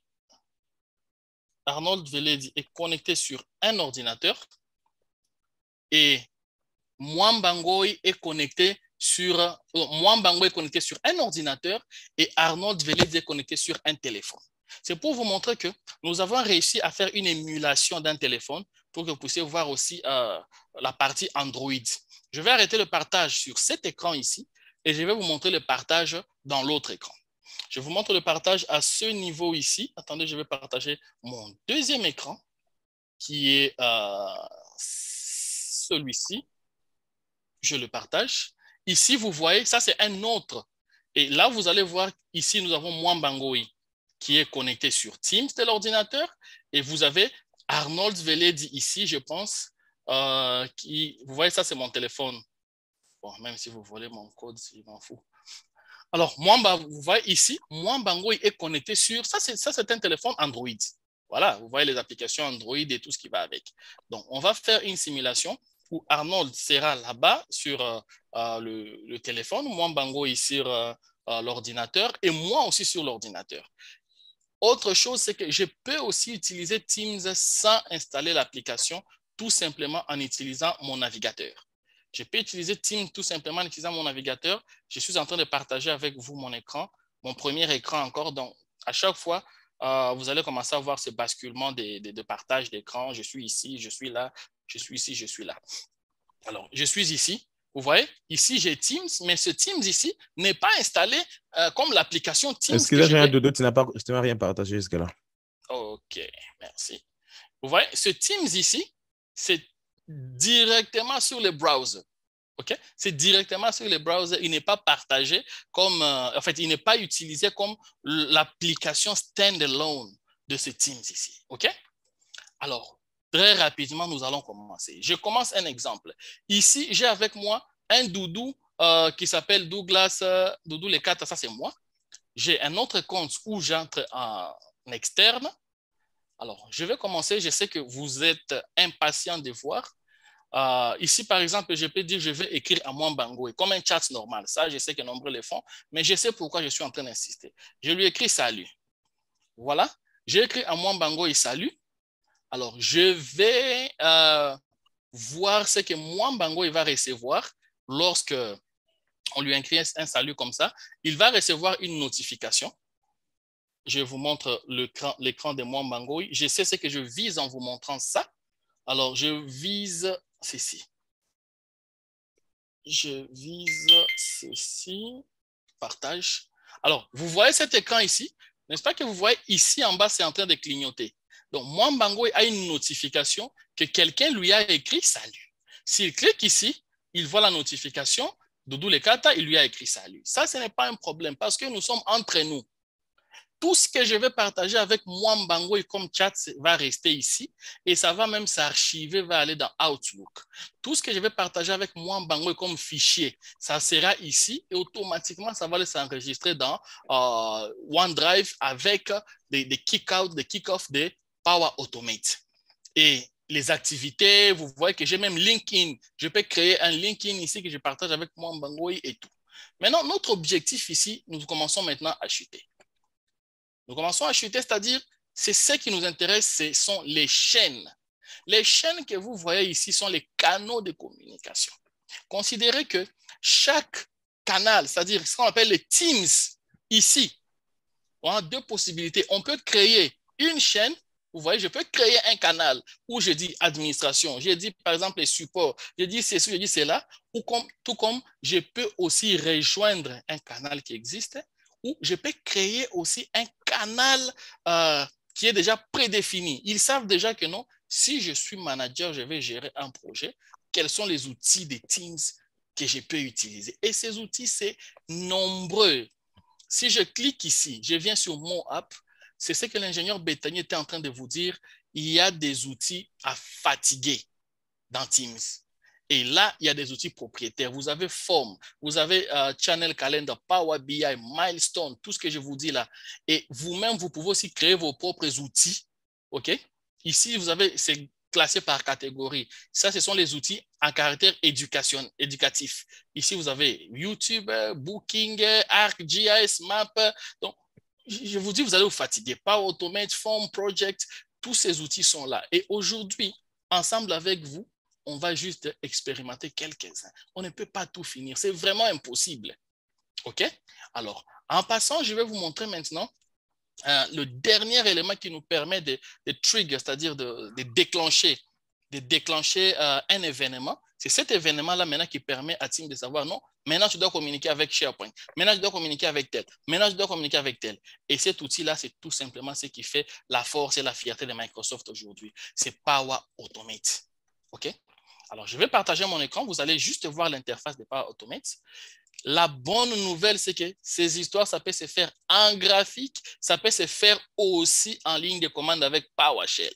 Donc, en ligne de commande avec PowerShell, c'est donc même, je ne sais pas comment expliquer. Ici, vous voyez, en graphique, il y a la possibilité, par exemple, avec Teams, de follow-up sur un message. Un message est arrivé et je ne suis pas devant mon ordinateur. Je réponds directement, ça me donne une notification Teams et j'envoie. Ça me permet, par exemple, de start an approval when a file is added to a SharePoint. C'est-à-dire quoi? Quand quelqu'un ajoute un fichier sur SharePoint, je peux approuver, je peux rejeter, je peux faire tout ce que j'ai fait. Aujourd'hui, il existe de ces banques-là, comme ici aux États-Unis. Je vais prendre un prêt. Je vous donne un exemple simple. Je vais prendre un prêt. Et ce prêt-là, par exemple, la banque est en Californie. Moi, je suis ici au Texas. Je ne vais pas quand même voyager du Texas jusqu'à la Californie. Non. Ils vont m'envoyer tous les formulaires, tous les formulaires. Je vais les remplir ici, en ligne, soit en PDF et tout. Et quand je les envoie, ils ont la possibilité d'approuver ma demande ou de la rejeter sans même arriver là-bas. Vous voyez combien ça raccourcit les temps et ça rend les choses beaucoup plus fluides. Je ne dis pas qu'ils utilisent Teams, mais vous, avec Microsoft Teams, vous pouvez créer ce type d'intégration grâce à tout ce que vous voyez ici comme outils. Approval, data flow, les connections, les templates, monitor et tout ce qui va avec. Alors, je peux enregistrer les messages Teams dans OneNote. Vous voyez, presque tous ces outils, ces jolis outils de Microsoft, vous allez remarquer quelque chose que Teams est là, Teams est là, Teams est là, Teams est là. Alors, vraiment, on va faire un effort que vous puissiez vous approprier de cet outil. Je sais que c'est la première fois, vous aurez beaucoup de questions, vous allez vouloir vraiment essayer de comprendre pourquoi ça, comment ça, ainsi de suite. On sera là peut-être après. Alors, regardez ici, tout ça sont des formes d'intégration que Power Automate est. Ouais, les remote work, par exemple, quelqu'un qui travaille à distance, comment on peut créer des formes d'intégration avec son horaire, son email, quand est-ce qu'il reçoit des activités et toutes ces histoires-là. Vous voyez ici, par exemple, l'une des choses que je vais travailler avec vous aujourd'hui, vous allez aimer. c'est Shift.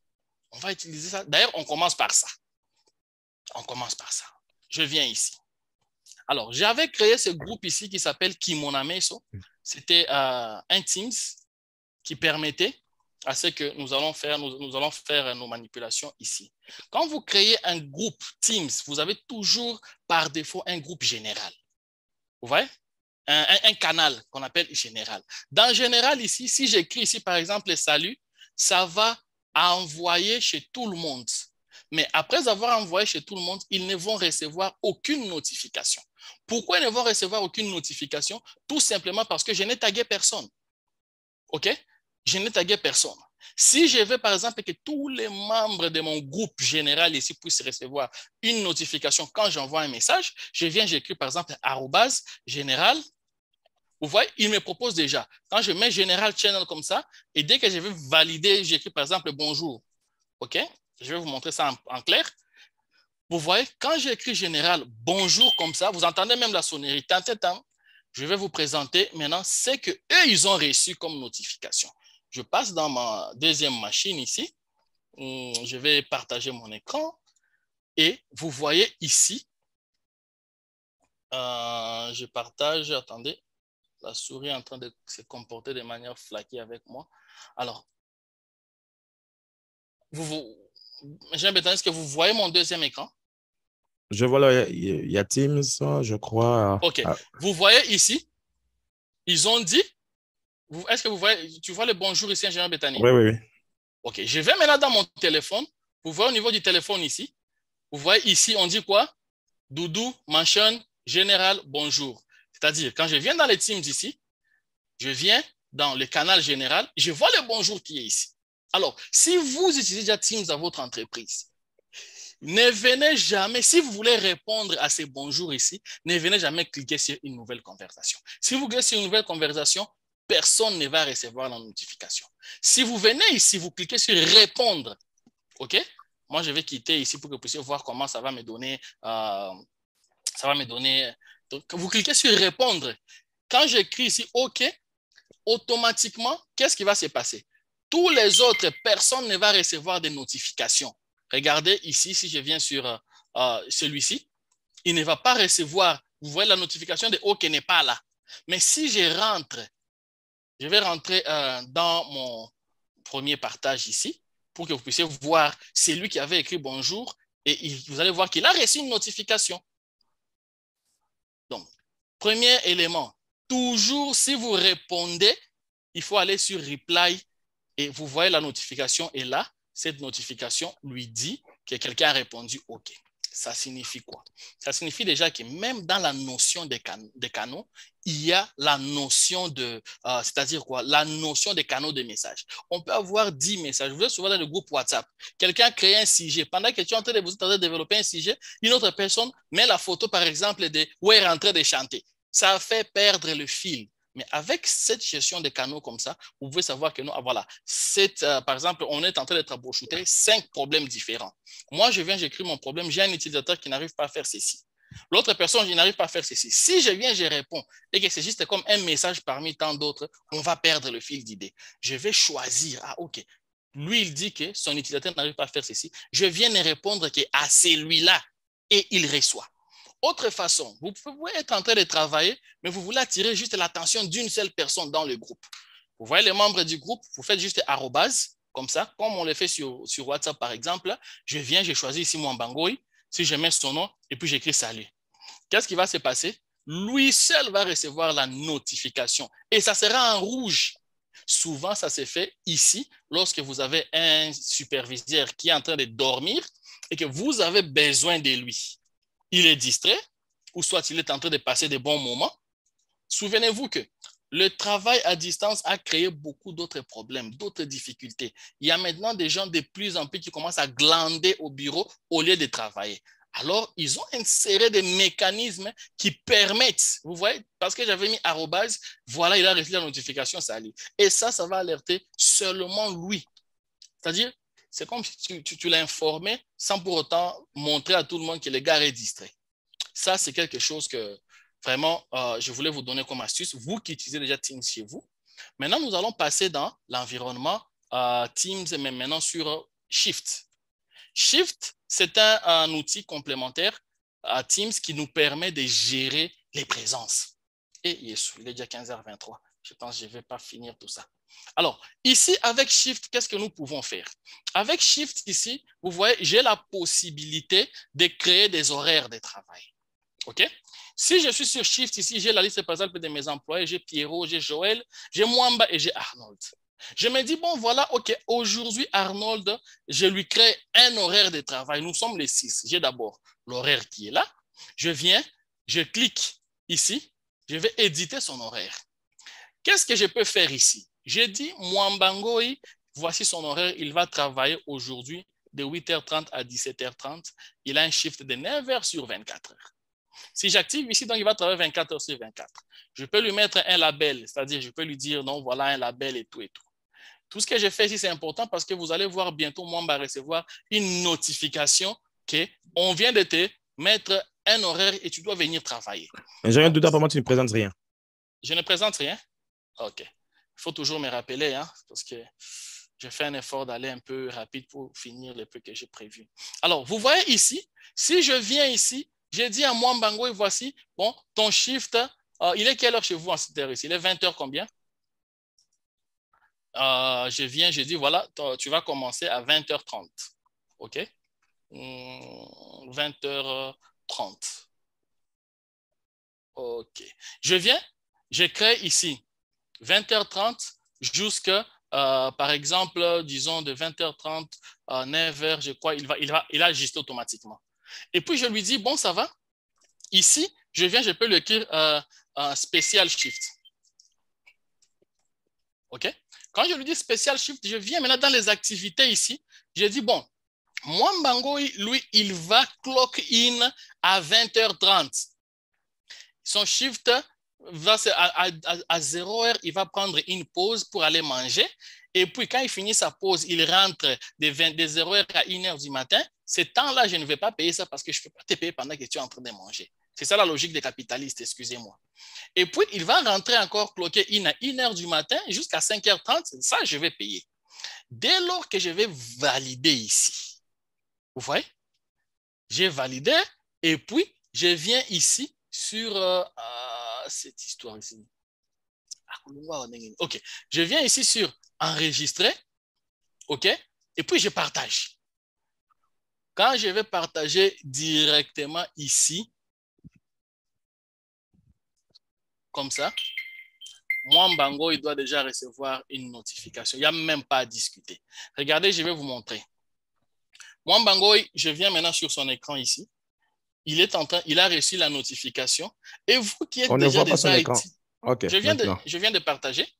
Et vous qui êtes des IT dans les entreprises, ce sont des choses qui font plaisir aux décideurs. Ça vous crée des ennuis avec les employés, mais les décideurs, ils adorent ça. Alors, vous voyez Mwambango est tel qu'il est là. S'il vient, celui-ci, c'est qui? Oui, c'est Mwambango. Vous voyez ici, s'il vient, c'est où Shift? Attendez, on va voir ça. Je n'avais pas encore ajouté ici. Je viens de l'ajouter. Attendez, il va le charger. Il est en train de le charger. Il l'a chargé. Vous voyez, Mwambango ici, dès lors que got it, vous voyez ici en haut, Mwambango a maintenant l'option de clock in. Si. Et dans le clock in, il choisit clock in. Clock in, ça lui prend le temps. J'espère que vous voyez ça, n'est-ce pas? Oui, oui, c'est visible. Il est en train de travailler et c'est en train de traquer son temps. OK? Mwamba est en train de travailler. Il ne voit que son horaire à lui. Il travaille. Et puis, je suis fatigué. Je vais prendre une pause. Vous voyez? Start et break. Il prend une petite pause. Oui. Pendant qu'il a pris sa pause là, il y a de ces pauses qu'on appelle des pauses payantes et des pauses non payantes. Si c'est une pause qu'il a prise pendant qu'il était en train de travailler, et quand il prend la pause comme ça, moi, ici, l'administrateur, je sais voir Mwamba est en train de travailler ou Mwamba n'est pas en train de travailler. Je vais vous montrer ça tout à l'heure là. Et là, j'ai pris un cas simple parce que Mwamba est au bureau. Il reprend son boulot, il travaille, regardez le temps ici. Ça va encore se décrémenter, ça recommence encore à 0. il est encore en train de travailler. Je suis en train d'enregistrer tous ces mouvements. Maintenant, il arrive que Mwamba est fatigué. Mwamba est fatigué, il dit, bon, ou soit l'heure est finie, il veut rentrer à la maison. Il vient tout simplement ici, clock out. Vous voyez, au début, il n'y avait pas clock out. Maintenant, comme il a déjà pris le break, il peut prendre une autre break, tout comme il peut rentrer à la maison. Ok, clock out, il clock out là-bas et il rentre à la maison. J'espère que vous avez vu. Mais ça peut aussi arriver que Mwamba Ngoi, on lui donne un shift, dit, je serai malade. Je serai malade, il vient ici, il vient demander par exemple un time off, ça signifie que aujourd'hui je ne peux pas travailler, vraiment excusez-moi et tout, il met les notes, il peut demander les swaps, il peut dire ici à Pi 12, il dit non, en tout cas mon cher, moi ces chiffres, si ça ne me permet pas, est-ce que je ne peux pas swap avec quelqu'un? Tu viens ici, il va swap ici et le manager va recevoir que non, Mwamba demande des swaps, il va envoyer la validation chez Pi 12 que tu avais parlé avec Mwamba, il t'a dit qu'il veut swap avec toi, tu es d'accord, si c'est OK, il interchange directement, OK? J'espère qu'on comprend. Maintenant, prenons un deuxième cas. Puisque nous savons que Teams peut maintenant fonctionner, sur le téléphone, les applications mobiles. Quelqu'un peut rester à la maison, il clock in, il ne fout rien, et puis il clock out. Alors, ils ont dit, comment on peut faire? Je rentre encore sur mon écran. Je vais maintenant venir mettre les schedules pour quelqu'un qui est en train d'utiliser Teams mobile. Je me dis, OK, est-ce que vous voyez encore mon écran? Il faut me dire si vous voyez. Si vous voyez mon écran, OK. Alors, maintenant, Jean Bétani, vous voyez mon écran? Oui, oui. Ça commence à devenir maintenant intéressant. Maintenant, j'ai un deuxième utilisateur ici, Arnold Veledi. Celui-ci, j'en ai marre de ces messieurs. Il me dit, aujourd'hui, je vais commencer le travail, par exemple, à notre site qui est à Mitendi. Moi-même, j'ai été expert en ça. Quand j'ai travaillé à la CENI, pendant qu'on y est, il arrivait des fois, je vais dire à tout le monde, non, je vais commencer aux entrepôts. Les entrepôts, c'est à la maison, je dors. Je me réveille à 14 h quand j'arrive au bureau. Mais toi, c'est maintenant que tu arrives. Non, non, non, j'étais aux entrepôts. Ouais. Il y a maintenant une solution facile par rapport à ça. Je vais éditer les shifts ici. Je dis, OK, ça va. Arnold Veledi, lui, va commencer, mettons, à 15h30, OK? Je mets ici 15h30 et bon, il va m'ajuster ça automatiquement. OK, il m'a ajusté automatiquement. Mais je viens ici sur Edit Activity. Dans les activités d'Arnold, je vois, bon, OK, je garde clock in, clock out et tout. Tout est OK, OK. Je viens sur la place. Pourquoi c'est en train de danser comme ça? OK. Je viens sur la plateforme Settings. Qui est en train de faire danser mon Teams comme ça? Oh? Ce sont les mauvaises tentations. Alors, ici, nous avons le care, c'est-à-dire j'ai mis d'abord le fuseau horaire. Il faut se rassurer que tu mets la personne à un bon fuseau horaire. Tu peux confirmer, par exemple, si la personne est malade, il t'a appelé, je suis malade, parental leave, il a eu un enfant, il veut ne pas venir au travail et ne pas être payé. Tout ça, vous pouvez faire. Ça, on va peut-être, ceux qui vont un jour souscrire à la formation, on fera avec vous. Parce que quand vous mettez même les vacations, ça vous montre que telle personne n'est pas disponible. Alors, maintenant, je viens ici sur Change Settings. J'ai dit, OK, moi, celui-ci, c'est un malin. J'ai déjà enregistré, voici par exemple ma localisation géographique. Je vais vous montrer ma localisation géographique. C'est... OK, c'est là. Voilà. La localisation géographique, c'est ça, ma localisation géographique. Et vous savez tous les coordonnées GPS, l'altitude, longitude et altitude. Ici, on utilise d'abord les deux. Maintenant, vous voyez que j'ai mis, mon entreprise est ici. Ce n'est pas ma localisation. Si je viens valider ça comme ça, OK? J'ai validé ça. C'est ça ma localisation, include detected mobile app. Donc, c'est-à-dire, il va détecter. Si quelqu'un veut se connecter avec un mobile app, OK, problème exact, tu vas essayer. Je viens d'activer et je partage avec Arnold Veledi si ce n'est pas déjà fait. Maintenant, je vais rentrer pour vous montrer au niveau du téléphone, pour voir la gestion mobile. Je partage mon écran ici. Alors, on va partager cet écran. On arrive là. Ouf, paiement. Alors, est-ce que vous voyez cet écran? Ouais. Alors, Arnold Veledi, lui, il a l'application Teams qui est là. Dans Teams, il vient dans More. Bon, sur le téléphone, c'est un peu différent. Il vient dans Shift. Qu'est-ce qu'Arnold Veledi va voir? Il va voir qu'il y a des options ici. All your shifts, OK. Manager hasn't added a shift yet. OK. Il va voir OpenShift. Attendez, je vais modifier et partager. Je n'avais pas partagé. Chez Arnold, je vais dire son shift. Pendant que tu fais ça, ingénieur Doudou, juste une précision de taille. Le tenant Auto65 n'est pas seulement en anglais. Vous pouvez créer votre tenant en français ou même celui qui est en anglais, vous pouvez changer la langue, mettre toute langue que vous voulez. OK, allez-y. OK. Alors, je viens ici peut-être, je configure pour Arnold, j'enregistre. Après avoir enregistré, je partage avec lui. Vous allez voir, ça va venir. Voilà, il y a déjà la notification qui est venue. Cette fois-ci, s'il clique ici, all your shift, vous voyez, il a un shift aujourd'hui, n'est-ce pas? Alors, si vous voyez, oh, Jesus Christ. Alors, il vient ici, quand il vient sur le shift ici, time clock. Vous voyez, Arnold, qu'est-ce qu'il va faire? Il va cliquer ici. Qu'est-ce qui se passe? Ça le laisse clock in. Mais vous lisez le message ici en haut. You are on the clock, but not on your location. Donc, il commence, il fait ce qu'il veut. Il est en train de travailler. Il travaille. Quand il veut une petite break, boum, il clique ici. Paf, il a son break. Quand il a son break, il fait tout ce qu'il veut. Il s'amuse et tout. Quand il a fini son break, paf, il clique encore là. Il reprend avec le travail. Vous êtes en train de voir comment vous pouvez être loin. Vous n'êtes pas obligé d'être à côté de votre employé, mais vous êtes en train de les contrôler. Ça va vous créer bien sûr des ennuis. Ils vont vous détester. De toutes les façons, les employés ont toujours détesté les employeurs. C'est comme les locataires avec les bailleurs. Ce sont des ennemis jurés. Donc, il n'y a rien à perdre. Il n'y a rien à perdre. Ils te détestent déjà bien avant. Alors, maintenant, s'il a fini son shift, qu'est-ce qu'il va faire? Il vient ici. Vous voyez? Il a cliqué, son shift est fini. Retournons maintenant pour voir les statistiques ou les rapports. Quand nous retournons maintenant ici, nous allons voir les rapports de comment est-ce que ça s'est passé. Parce que c'est là où les Romains vont s'empoigner. Je viens ici sur Settings, je descends ici, je viens sur les rapports, je vais exporter. Parce que c'est maintenant une question d'argent. Je vais exporter ça. Vous voyez, le fichier qui est généré, c'est un fichier Excel. Et étant donné que j'ai un tenant Auto65, je peux l'ouvrir directement avec Excel en ligne, tout comme je peux l'ouvrir avec Excel localement. Si je l'ouvre avec Excel localement ici, Read Only par exemple, je prends cette option. On ne voit pas Excel? Oui, je vais vous l'emmener. Il arrive. Il est en train d'ouvrir, il termine, il a ouvert. Voilà, je vous l'amène ici. Vous voyez Excel maintenant?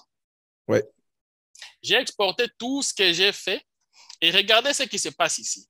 Vous allez voir, il est quelle heure chez vous là-bas? Il est 20h20 sûrement. Arnold Veledi, il avait cliqué, il avait cloqué. D'abord, attendez, Enable Editing, est-ce qu'il va accepter? Il va ouvrir une copie. OK, c'est pas grave. OK, ici, j'ai Final Time Clock, Original Time Clock Report, j'ai Daily Total. Et puis, j'ai Total. Ici, il vous sort même avec un pivot table qui vous permet de sélectionner quand est-ce que quelqu'un clock in, quand est-ce que son shift a commencé, clock out, end et tout. Vous allez voir que celui-ci, il a clock in pendant les heures de travail. Il a juste fait 0 minutes, peut-être 5 secondes. Il était prévu pour faire 9 heures, mais il n'a fait que 7 minutes, il n'a fait que 30. Les jours où j'ai activé ça, ça m'a créé des ennuis avec les gens, mais c'était bon. Ça, c'est dans mes activités privées. Et souvenez-vous, je vous parle ici pas en tant que seulement IT, mais en tant que responsable dans une structure. Si vous ne vous souciez pas de comment vous pouvez centraliser, gérer vos employés ou soit les membres de votre équipe, ça sera un casse-tête.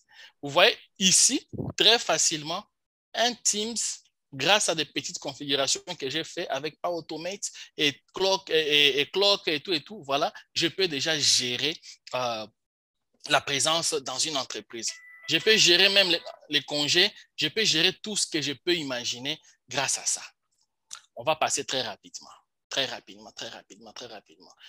encore combien de minutes?